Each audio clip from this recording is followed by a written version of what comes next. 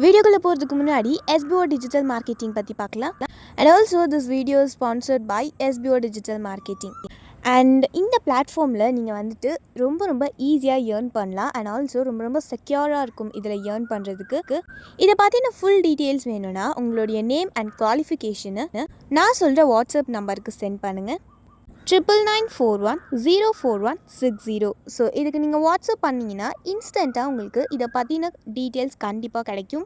And இந்த சான்ஸை miss பண்ணாதீங்க. இதை பற்றி இன்னும் நிறைய தெரிஞ்சுக்கணுன்னா டிஸ்கிரிப்ஷன்லையும் லிங்க் கொடுத்துருக்கேன். மறக்காமல் நான் சொன்ன வாட்ஸ்அப் நம்பருக்கு நீங்கள் மெசேஜ் பண்ணுங்கள். ஸோ இப்போ வாங்க வீடியோக்குள்ளே போகலாம்.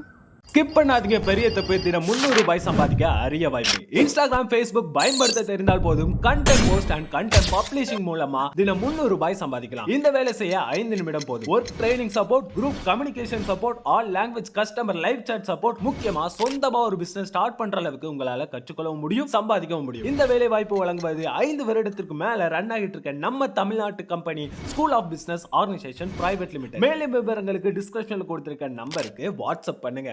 நம்ம பார்க்க போறது குழந்தைகள் இருந்து பெரியவங்க வரைக்கும் சாப்பிடுற மாதிரி ஒரு ஹெல்தியான ஈவினிங் ஸ்நாக் ரெசிபி. பாசி பருப்பை வச்சு ஒரு அருமையான இனிப்பு பணியாரம். நல்ல மெத்துன்னு சாஃப்டா செஞ்சு கொடுத்தா சாப்பிட்டுக்கிட்டே இருப்பாங்க. அடிக்கடி செய்ய சொல்லி கேட்பாங்க. முதல்ல ஒரு பவுல்ல 1 கப் அளவுக்கு பாசி பருப்பை எடுத்துக்கோங்க.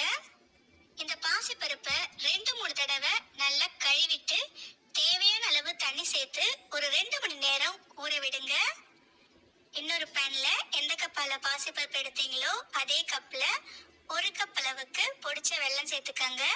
கூடவே 1/4 கப் தண்ணியும் சேர்த்துக்கலாம். இப்ப அடுப்பை குறைச்சி வச்சு இந்த வெல்லம் தண்ணியில கரையிற வரைக்கும் கலந்து விட்டுட்டே இருங்க. வெல்லம் தண்ணியில கரைஞ்சா மட்டும் போதும், பாகுபதம் எதுவும் தேவையில்லை. கொஞ்ச நேரத்திலேயே வெல்லம் தண்ணியில நல்லா கரைஞ்சி வந்துடுச்சு. அவ்வளவுதான். இப்ப நாம இதை வெளியே எடுத்துடலாம். இது கொஞ்ச நேரம் ஆறட்டும். இப்ப பாத்தீங்கன்னா பாசி பருப்பு 2 மணி நேரம் நல்லா தண்ணியில ஊறி வந்துடுச்சு. இப்ப தண்ணியை வடிகட்டிட்டு இதை ஒரு மிக்ஸி ஜார்ல சேர்த்துக்கலாம். எந்த கப்பால பாசிப்பருப்பு அளந்தீங்களோ அதே கப்ல 1/2 கப் அளவுக்கு அரிசி மாவை சேர்த்துக்கங்க. கடையில வாங்கின அரிசி மாவு தான் சேர்த்திருக்கேன். கூடவே 2 ஏலக்காயும் சேர்த்துக்கலாம். நாம கரைச்சி வச்ச வெல்லத்தை வடிகட்டி சேர்த்துக்கங்க. அடுத்து இதுல கொஞ்சமா உப்பு.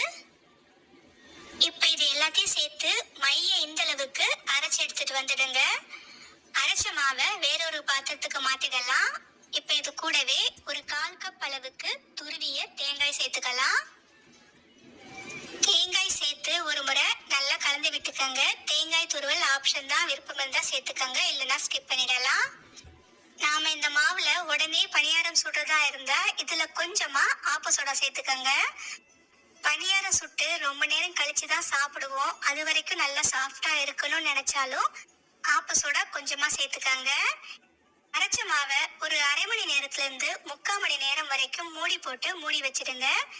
1/2 மணி நேரத்துக்கு அப்புறமா தேவைப்பட்டா கொஞ்சமா தண்ணி சேர்த்து மாவோட கன்சிஸ்டன்சியை இந்த அளவுக்கு கொண்டு வந்துடுங்க. ரொம்ப கெட்டியா இருந்தாலும் நமக்கு பணியார கல்லு மாதிரி ஆயிடும்.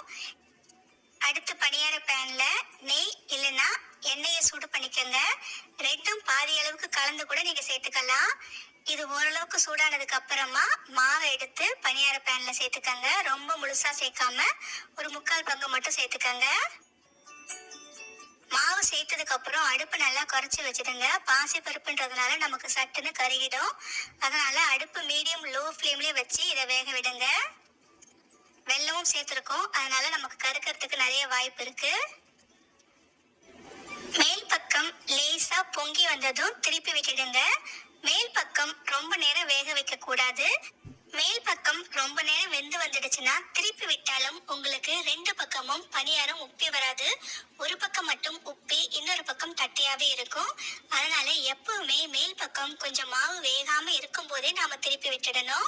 இப்ப பாத்தீங்கன்னா எல்லாத்தையுமே திருப்பி விட்டு திரும்பவும் அடுப்பை மீடியம் லோ ஃப்ளேம்ல வச்சு ஒரு 2ல இருந்து 3 நிமிஷத்துக்கு நல்லா வேக விடுங்க. 2 பக்கம் திருப்பி விட்டு கூட நீங்க வேக வச்சுக்கலாம்.